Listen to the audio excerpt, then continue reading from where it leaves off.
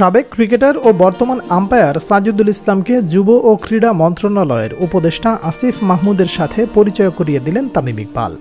পরিচয় করিয়ে দিতে গিয়ে তামিম বলেন, আমাদের দুজনের একসাথে অভিষেক হয়েছিল টেস্টে নিউজিল্যান্ডের মাটিতে।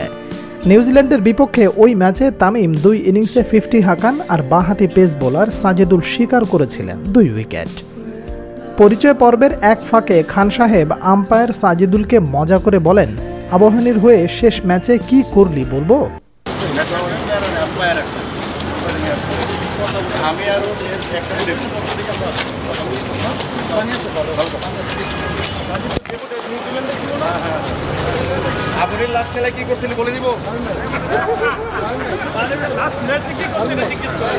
তামিম মজা করে বললেও কথাটা ভুল নয়।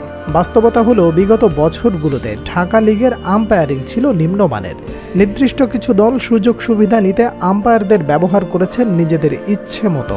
আম্পায়ারদেরও করার কিছু ছিল না, যার জন্য ঢাকা লিগের প্রথম, দ্বিতীয়, তৃতীয় ও প্রিমিয়ার লিগ বরাবরই প্রশ্নবিদ্ধ। এই তো কিছুদিন আগে সমকালের এক প্রতিবেদনে উঠে এসেছিল, প্রথম, দ্বিতীয় ও তৃতীয় বিভাগে একজন বোর্ড পরিচালকের মোট 23টি দল রয়েছে, যার মধ্যে তৃতীয় বিভাগে 11টি, দ্বিতীয় বিভাগে 8টি এবং প্রথম বিভাগে রয়েছে 4টি।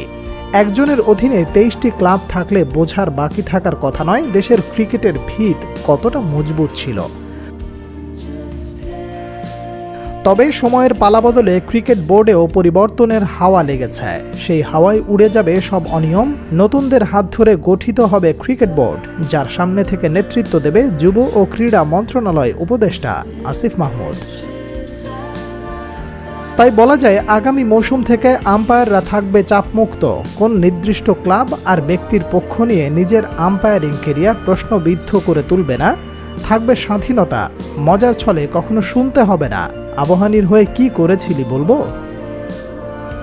Salman Abdullah, sports and news.